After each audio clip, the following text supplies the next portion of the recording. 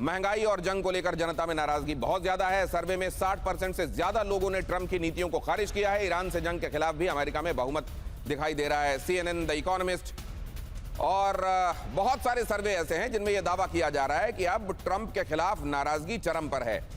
Trump की बहरहाल 2 गलतियां मानी जा रही हैं इस पूरे घटनाक्रम में, पूरे मामले में, जिसने सारी चीजों का रुख ही बदल दिया। 2 गलतियां जिनसे छवि भी अमेरिका की बहुत ज्यादा डेंट हुई है। अली खामनेई को मारा जाना और इस घटना ने पूरे ईरान को एकजुट कर दिया, ऐसा माना जा रहा है। और दूसरा यह माना जा रहा है कि सभ्यता मिटाने की धमकी देकर पूरी दुनिया को अपने खिलाफ कर लिया और यहां तक कि 85 सांसदों को इंपीचमेंट के संदर्भ वाली चिट्ठी लिखनी पड़ गई।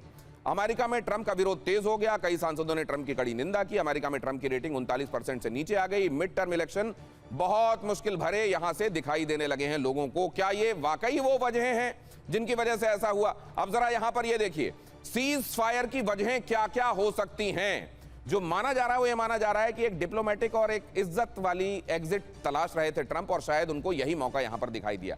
लंबा युद्ध खिंचने से वो बचना चाह रहे थे। अप्रूवल रेटिंग्स की बड़ी चिंता हो रही थी उनको। महाभियोग का डर भी सता रहा था। पॉलिटिकल प्रेशर बढ़ता जा रहा था। मिड टर्म इलेक्शन की चिंता तो लगातार है ही। महंगाई पर भी उनका नियंत्रण खोता जा रहा था। इन्फ्लेशन जिस बेतहाशा तरीके से बढ़ता जा रहा था, यह भी ट्रंप के लिए एक बहुत बड़ी चुनौती थी। और ट्रंप, जो ये जानते हैं, Trump always chickens out, taco, यहां पर वो क्या कह रहे थे और क्या अचीव हुआ, जरा बहुत जल्दी से वो भी देखिए। ईरान के लोगों को आजादी देंगे हम, help is on the way, ये तमाम बातें, ये हुआ क्या? ये वो कहते रहे रिजीम चेंज, ईरान के लोगों की मदद करेंगे, उनको आज़ादी दिलाएंगे। उन्होंने ये भी कहा, जब बॉम्बिंग कर रहे थे उन्होंने कहा कि देखिए एक तरीके से हम मदद दे रहे हैं और वहाँ के लोगों की आज़ादी को एक तरीके से उनकी मदद में हम ये सब कर रहे हैं, चिंता मत कीजिए, हम आपके साथ खड़े हुए हैं। रिजीम चेंज में फेल रहे तो कहा लीडरशिप खत्म हो गई पुरानी वाली, अली खामनेई हट गए रास्ते से, अब नए लोग हैं, वो कदरन कम कट्टर हैं, बेहतर हैं, हमारी बातें मान रहे हैं, इस तरह की बातें करने लगे। बीच में ये भी कहा मैं व्यापारी हूं, मैं तेल को कंट्रोल करना पसंद करता हूं, ये बात खुलकर उन्होंने कही। हॉर्मुज के संदर्भ में उन्होंने कहा कि अब इसका तो नाम ही बदल देंगे। फिर कहा स्ट्रेट ऑफ हॉर्मुज को स्ट्रेट ऑफ ट्रंप बोलेंगे हम, यहां तक वो चले गए। और बाद में उसके बाद ट्रंप ने कहा हॉर्मुज से अमेरिका ईरान दोनों को मिलकर रेवेन्यू की कमाई करनी चाहिए, हम भी रखेंगे और अयतुल्ला जो होंगे वो भी रखेंगे इसको। और फिर कहने लगे जिसे जरूरत हो वो जाकर स्ट्रेट खुलवा ले, हमको तो जरूरत है नहीं, हमारे पास तेल है, जिसको तेल की गरज पड़ी हो वो चला जाए, हॉर्मुज खुलवा ले, हमारा इससे क्या लेना देना। एनरिच्ड यूरेनियम निकालने की बड़ी कोशिश हुई। कहा तो यह भी जा रहा है कि इतने सारे उन्होंने जो वहां पर अपने फाइटर्स भेजे थे, एक्चुअली वो इसलिए भेजे हुए थे कि किसी तरीके से एक्सट्रैक्ट किया जाए, लेकिन ये हुआ नहीं, ये दुनिया को बताया नहीं जा रहा है, लेकिन एक्चुअली ये किया गया था। पता नहीं पीके श्रीवास्तव साहब इसमें कितनी सच्चाई है, लेकिन क्या ऐसा है जो अचीव हो गया जिसकी वजह से अमेरिका को लगा कि अब चलो यहां पर सीटी बजाते हैं सुलह की।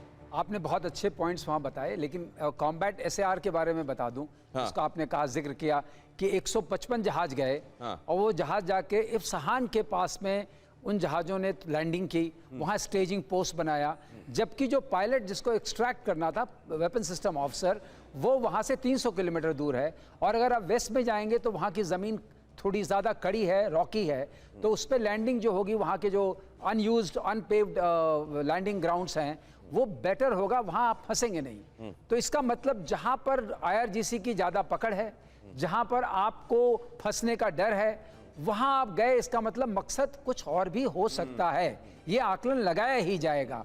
और वो मकसद यही हो सकता है कि जो 440 किलोग्राम्स यूरेनियम है, इनरिच यूरेनियम, उसकी तलाश थी। अगर वो उनके हाथ लग जाता किसी तरह से, तो वो अपने आप में बहुत बड़ी विजय होती और प्रॉब्ली ऑफ रैम्प करने का एक बहुत बड़ा उनको फ्लैग मिल जाता। लेकिन हुआ उसके उल्टे, उनके 2 बिलियन के जहाज वहां पर नष्ट करने पड़े उनको खुद, क्योंकि वो फंस गए। और उसमें वो अपने वेपन सिस्टम ऑफिसर को तो ले आए, लेकिन ये जो हुई, लोगों के मन में उनकी कॉन्स्टिट्यूंसी है जिससे वो डरते हैं। आपने खुद ही बात किया, जो पोलिंग की बात हो रही है मिड टर्म इलेक्शन से, उसमें उनको जो नुकसान हुआ, जो पॉलिटिकल लॉस हुआ है, वो चाहते थे कि हम मिलिट्री गेन्स से उसको कंप्लीट कंपनसेट कर दें। हाँ। तो मिलिट्री गेन्स हो नहीं पा रही है, क्योंकि ग्राउंड ऑपरेशंस के लिए जब उन्होंने अपनी प्रपोजल को रखा होगा, ऐसा हम एस्टिमेट लगाते हैं, हाँ। नहीं तो आर्मी चीफ आर्मी को हटाने की जरूरत नहीं थी इस बीच में। तो मतलब युद्ध की जीत की डुगडुगी बजाने के लिए जीत जरूरी नहीं होती है, जीत मिले तभी डुगडुगी बजाओ, ऐसे जरूरी नहीं, डुगडुगी तो हाथ में होती है, बजाओ और चल दो। शायद ट्रंप वही करना चाहते हैं। लेकिन देखिए, ईरान पर कभी भी हमला कर सकता है इजराइल, ये बात भी समझी जा रही है। ईरान पर हमले को लेकर इजराइल ने संकेत दे दिए हैं। ईरान के साथ सीज फायर से खुश नहीं है इजराइल। अमेरिका ईरान डील पर नेतन्याहू ने चिंता जताई है। नेतन्याहू ने कहा जरूरत पड़ी तो ऑपरेशन फिर से शुरू हो सकता है। अब सवाल यह है कि इस एक तो वैसे ही बड़ा फ्रेजाइल लग रहा है पूरा मामला, और ऊपर से नेतन्याहू क्या इसके पक्ष में होंगे? फिलहाल तो ये दोनों तरह की बातें कही जा रही हैं कि नेतन्याहू इसके पक्ष में नहीं है, दूसरा इजराइल ने कहा कि हाँ ठीक है ये, लेकिन फिर हम हिजबुल्लाह पर तो हमले जारी रखेंगे। इसको पिनाक सर कैसे देखा जाए? ये क्या नेतन्याहू इजराइल इसके पक्ष में हैं लेकिन पूरी तरह नहीं है या बिल्कुल नहीं है? कैसे देखा जाए? मुझे तो लगता नहीं है कि इजराइल इसका समर्थन कर रहा है। हाँ।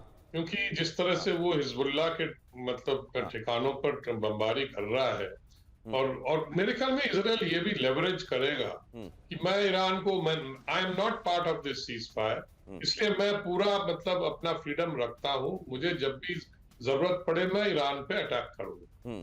अब पता नहीं ट्रंप ने नेतन्याहू को राजी कर लिया कितना मुझे मालूम नहीं है, पर टेम्पररी जो सीज फायर जो कर रहे हैं ये लोग, मुझे तो लगता है इजराइल को बोला कि अच्छा कुछ देर तो ठहर जाओ, हमें कोशिश करने दो, कुछ हम अगर इसका सुझाव निकाल सके। पर बहुत ही पेचीदा और जटिल मामला है। क्या होगा? अब देखिए, आप कह रहे थे कि सऊदी सीज फायर के बाद सऊदी अरेबिया में जुबैल पे अटैक हो गया है। जुबैल, मैं सऊदी अरेबिया में नहीं, जुबैल वाला हमला पहले हुआ था सर, आज फिर एक हमला हुआ, मैं ये कह रहा था। So which means that Jubail is a very large major industrial area. वहाँ पे बहुत सारी चीजें हैं, रिफाइनरी है, फैक्ट्रीज है।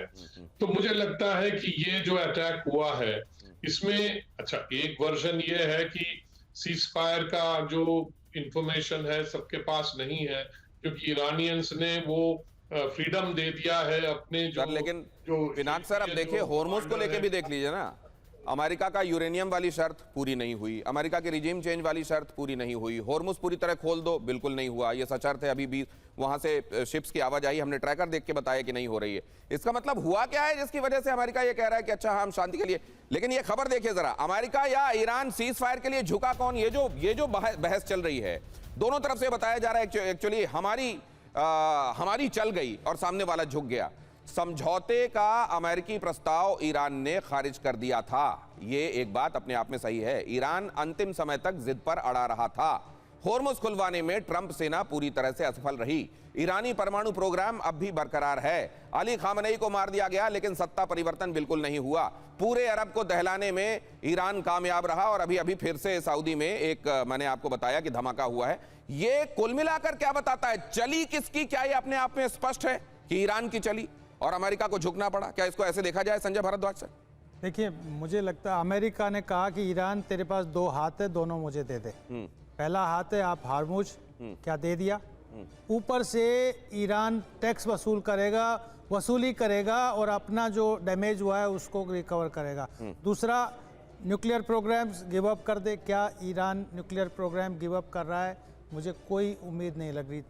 यहीं पर ट्रंप ने ये कहा कि हम सैंक्शंस हटा देंगे, यूएन पे सैंक्शंस हैं। तो साफ साफ दिख रहा है अगर कोई जीत रहा है तो ईरान जीत रहा है और अमेरिका को घुटने टेकने पड़े मिडिल ईस्ट में। ये और बहुत बड़ी बात आप कह रहे हैं, अमेरिका की नहीं चल रही, ईरान की चल रही है। और होर्मुज पर वसूली का ईरान का ऐलान देखिए खबर। होर्मुज में $1 पर बैरल शुल्क लेगा ईरान।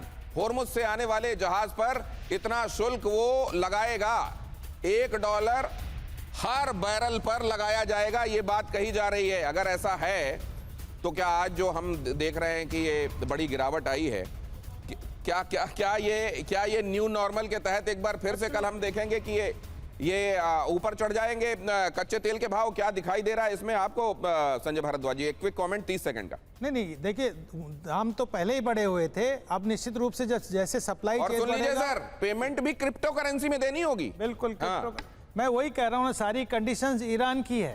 ईरान अपनी कंडीशंस पे सीज फायर कर रहा है और मुझे लगता है कि ये उसको रीस्ट्रेटाइज करने में मदद करेगा और उनके जो प्रॉक्सीज हैं वो अपना काम करते रहेंगे। सर, एक और खबर आ रही है वो दिखा देता हूं। सीज फायर की इनसाइड स्टोरी भी जो पता चल रही है वो आपके सामने रख रहा हूं। 2 हफ्तों से बातचीत का सिलसिला जारी था, पिछले 2 हफ्तों से ये चल रहा था। मिस्र, तुर्की, पाकिस्तान के जरिए ये कोशिशें चल रही थी। वेंस, विटकॉफ, कुशनर बातचीत में शामिल थे। विटकॉफ का ईरानी ऑफिसर से संपर्क हुआ। अब्बास अराक्ची भी वार्ताकारों में शामिल थे। ईरान ने सोमवार को जवाबी प्रस्ताव भेजा था। व्हाइट हाउस ने इस प्रस्ताव को अच्छा माना। फिर ईरान के साथ संशोधित मसौदा तैयार हुआ और इस तरीके से ये बात यहां तक पहुंची। अब अगली खबर देखिए, लेबनान के बेरूत पर इजराइल के हमले जारी हैं। बेरूत में रिहायशी इलाके पर बमबारी, हमले में दर्जनों इमारतें जमींदोज, घरों और गाड़ियों में लगी भीषण आग। बेरूत में रेस्क्यू ऑपरेशन जारी। तो क्या यह भी संभव है कि अमेरिका बेशक अपना दामन छुड़ाना चाहे, लेकिन इजराइल ताबड़तोड़ हमले फिर से जारी कर दे और उसके हमले ईरान तक पहुंच जाएं? क्या इस बात को भी आप होते देखते हैं? पिनाक सर, केवल 15 सेकंड। बिल्कुल, मैंने तो पहले ही कहा है कि Israel has kept it's options open, fully open, और इसमें मैं समझता हूं अगर उनको पसंद नहीं आया या जो वो फिर समझे। ये बहुत बड़ी बात आप कह रहे हैं सर। और मुझको तो वो जो दीपावली के समय कई बार कुछ पटाखे होते हैं जो फूटते बेशक नहीं है, लेकिन उनके पास में जाने में भी डर लगता है क्योंकि वो सुलग रहा होता है। ये यहाँ अभी स्थिति वैसी ही बनी हुई है। आगे क्या होगा? क्या ये 14 दिन भी चलेगा? जो फिलहाल कहा जा रहा है 14 दिन की मियाद, क्या उतनी भी होगी? बहुत धन्यवाद करता हूं।